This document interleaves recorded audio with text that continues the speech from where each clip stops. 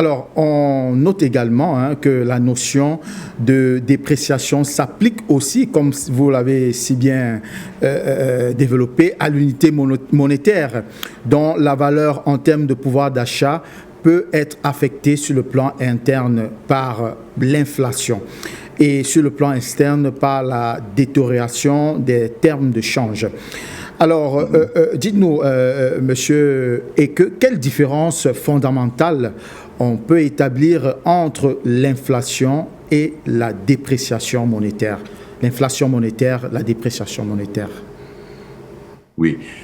Alors, l'inflation et la dépréciation de la monnaie sont deux concepts économiques, n'est-ce pas, qui sont distincts, mais ils peuvent être liés dans certains contextes. Alors, en termes de différence, donnons d'abord les définitions de chacun de ces termes. L'inflation désigne une augmentation générale et durable, n'est-ce pas, des prix, des biens et services dans une économie. Donc, cela peut entraîner une perte du pouvoir d'achat de la monnaie à l'intérieur du pays. Par contre, la dépréciation correspond à une baisse de la valeur d'une monnaie par rapport à d'autres devises étrangères sur le marché des changes. Elle affecte principalement les relations économiques internationales. Vous voyez la différence. Alors, en termes de champ d'application, on va dire que l'inflation concerne le marché intérieur d'un pays, n'est-ce pas, parce qu'elle reflète l'évolution des prix, n'est-ce pas, au sein de l'économie nationale. La dépréciation, elle s'applique aux échanges internationaux, n'est-ce pas, parce qu'elle mesure la valeur relative d'une monnaie par rapport à d'autres devises. On va comparer par rapport à l'euro, par rapport au dollar, etc., par rapport au yen, par rapport à d'autres monnaies. Alors, en termes de causes, quelles sont les causes principales de cette inflation-là? Il y a plusieurs causes qu'on peut citer. Je vais citer 3. Il y a l'augmentation des coûts de production. Alors, c'est-à-dire les matières premières, les salaires, etc., peuvent, n'est-ce pas, augmenter et donc causer, n'est-ce pas, une inflation. Donc, ça va se répercuter sur les prix des produits qui sont vendus sur le marché. Donc, les produits seront plus chers sur le marché. Donc, ça peut causer l'inflation. Il y a un excès de demande par rapport à l'offre également. C'est-à-dire que lorsqu'il y a une raréfaction, lorsqu'il y a une rareté, n'est-ce pas, des produits sur le marché, et bien les prix montent également parce que l'offre est très inférieure à la demande. Donc, ensuite, nous avons la création excessive de monnaie par rapport à la Banque centrale. C'est-à-dire que la Banque centrale injecte beaucoup trop d'argent dans l'économie par rapport aux besoins réels de l'économie, ce qui fait qu'il y aura trop d'argent en circulation et donc, ça va donc créer l'inflation parce que les prix vont augmenter parce qu'il y a trop d'argent. Donc, les gens vont se sentir le besoin d'augmenter leur prix pour essayer de faire beaucoup plus d'argent, alors qu'en réalité, rien ne sous-tend cela. Donc, ça, c'est les causes principales de l'inflation. Maintenant, par rapport aux causes de la dépréciation, on va dire qu'il y a une faible demande, n'est-ce pas, pour une devise sur le marché d'échange, par exemple. C'est-à-dire que lorsque la demande, comme j'ai dit tout à l'heure, les investisseurs ne demandent pas beaucoup aux devises, ça peut créer une dépréciation sur le marché d'échange. Il y a le déficit commercial, c'est-à-dire que les importations sont supérieures aux exportations. Cela a un impact, n'est-ce pas, sur la dépréciation de votre monnaie. Il y a un grand déficit commercial, ce n'est pas une bonne chose pour votre économie. Il y a le différentiel de taux d'intérêt, n'est-ce pas, entre pays également, qui peut favoriser une dépréciation. Et il y a également l'instabilité économique ou politique dans un État qui peut également favoriser la dépréciation. Maintenant, en termes d'effets économiques, et ça c'est un point important par rapport à votre question, lorsqu'il y a inflation, il y a réduction du pouvoir d'achat des ménages. Ça, c'est direct. C'est-à-dire que vous sentez qu'effectivement, que vous avez 10 000 francs, vous n'arrivez plus à acheter les produits que vous pouviez acheter il y a 6 mois. Parce qu'il y a réduction du pouvoir d'achat. Ensuite, il y a augmentation des coûts pour les entreprises. Parce qu'il y a inflation, les choses augmentent, les matières premières augmentent, n'est-ce pas, les coûts de production augmentent, etc., etc. Ce qui, en retour, fait augmenter le prix du produit que vous vendez sur le marché et donc rend vos produits moins compétitifs sur le marché. Ensuite, il y a la stimulation de l'économie, n'est-ce pas, si l'inflation peut rester modérée. C'est-à-dire que si l'inflation n'est pas élevée, ça peut stimuler l'économie en encourageant la consommation et l'investissement, n'est-ce pas, au niveau local. Donc, c'est un élément qui peut être intéressant également.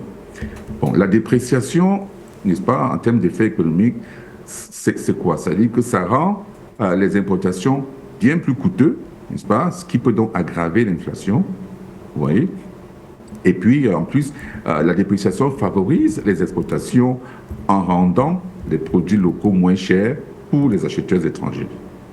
Donc, on va dire que dépréciation, ça a des effets négatifs, mais ça a aussi des effets positifs, comme on a dit tantôt. Alors, quelle est la relation entre l'inflation et la dépréciation? Et c'est ici qu'on va terminer.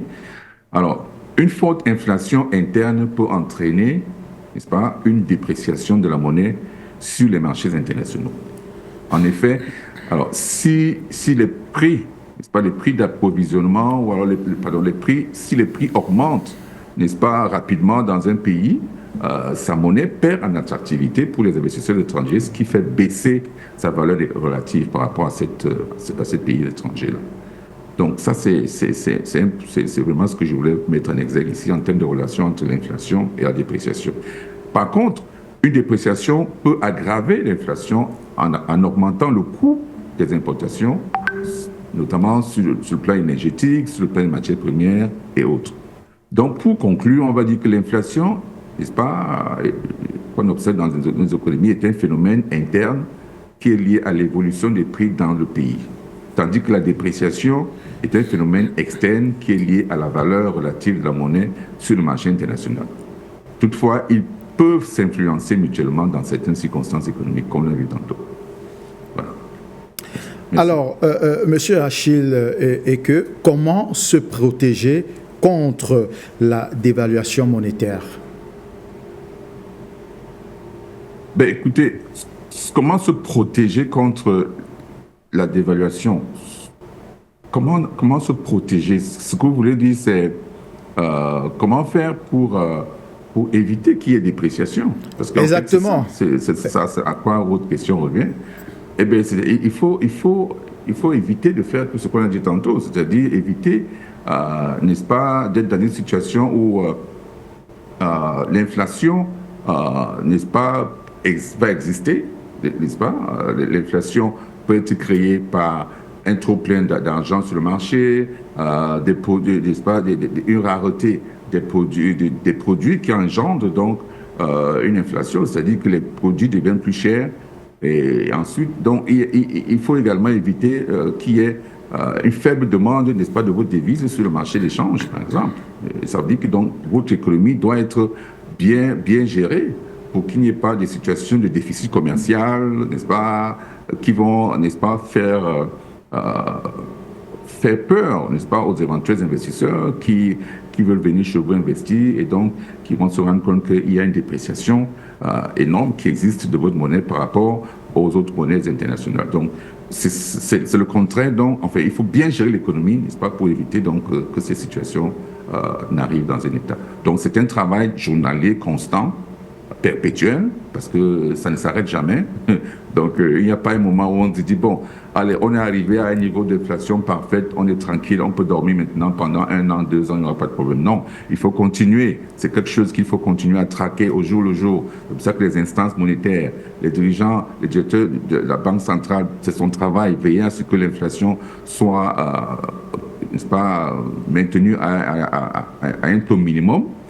S'assurer effectivement que la politique monétaire en conformité avec les objectifs de l'État, n'est-ce pas, c'est-à-dire que la politique monétaire soit flexible suffisamment pour permettre à ce qu'on puisse faire des aménagements par rapport à la valeur de la monnaie. Donc, soit on peut créer une situation où on injecte suffisamment d'argent dans l'économie, pas trop, parce que si on injecte trop d'argent, ça crée l'inflation, donc ça crée l'effet contraire qu'on désire. Et ensuite, lorsqu'on est dans une situation où on se sent un petit peu en surplus, n'est-ce pas, de monnaie sur le marché financier, dans le marché financier ou alors dans l'économie en général, et bien la Banque centrale peut retirer une bonne quantité d'argent pour maintenir, n'est-ce pas, ce taux d'inflation à des limites entre 2 et 3% en général. Donc voilà un petit peu comment ça se passe. Alors, dernière question pour clôturer, n'est-ce pas, cette thématique. Alors, dites-nous, est-ce que le franc CFA peut être considéré comme une monnaie qui est à l'abri de toute dépréciation? Bon, écoutez, le franc CFA, c'est une monnaie, d'abord c'est une monnaie nazie, hein. C'est une monnaie qui appartient à la France, donc elle n'est pas imprimée par nous. Ce que nous faisons, c'est nous utilisons simplement cette monnaie. Nous n'avons pas de pouvoir décisionnel sur, n'est-ce pas, cette monnaie, parce que nous n'avons pas de politique monétaire. Cette monnaie nous appartient pas. Nous n'avons pas de banque centrale, n'est-ce pas, qui fonctionne par rapport à nos besoins économiques, nos besoins financiers en termes de financement de nos économies, de nos entreprises, etc. Donc, véritablement, je ne peux pas dire que le franc CFA a les capacités de pouvoir nous aider sur le plan économique à pouvoir sortir, à pouvoir mener une politique, n'est-ce pas, économique que nous voulons. Parce que nous ne contrôlons pas les leviers de cette monnaie-là. Ce qui fait qu'effectivement, tout ce qu'on peut faire, c'est gérer l'inflation. Donc, lorsqu'il y a une inflation dans le pays qui peut être causée soit par, n'est-ce pas, plusieurs facteurs, comme j'ai dit tantôt, eh bien, l'État, donc, dans nos États, on essaye simplement de s'assurer que le niveau d'inflation redevienne normal, hein, parce qu'effectivement, lorsque l'inflation devient, comment on dit, out of control, comme on dit en anglais, lorsqu'on ne peut plus contrôler l'inflation, eh bien, ça donne des résultats comme ce qu'on voit un petit peu à côté, dans nos pays voisins, notamment au Nigeria, etc., à Zimbabwe et plusieurs autres pays qui ont des difficultés de gestion de leur monnaie en ce moment. Donc, l'idéal, c'est d'avoir une banque centrale pour nous qui peut donc gérer notre monnaie et nous permet donc de pouvoir faire varier cette monnaie en fonction de nos besoins et donc de gérer par rapport aux besoins de notre économie. Et donc, s'il y a des situations de dépréciation, on peut adopter des politiques économiques qui vont nous permettre de diminuer cet impact-là par rapport à notre économie. S'il y a l'inflation qui a tendance, n'est-ce pas, à se propager, eh bien, on prend des mesures adéquates pour pouvoir, n'est-ce pas, faire reculer donc cette inflation-là éventuellement. Donc, c'est ça, ce sont ces leviers-là qui nous manquent et qui font qu'effectivement, nous sommes incapables de pouvoir dire que le franc CFA, c'est une monnaie, n'est-ce pas, qui nous appartient, parce que nous ne savons vraiment pas comment utiliser cette monnaie pour pouvoir... enfin, nous n'avons pas les capacités d'utiliser cette monnaie par rapport à nos besoins et donc faire des changements ou des améliorations par rapport à notre économie.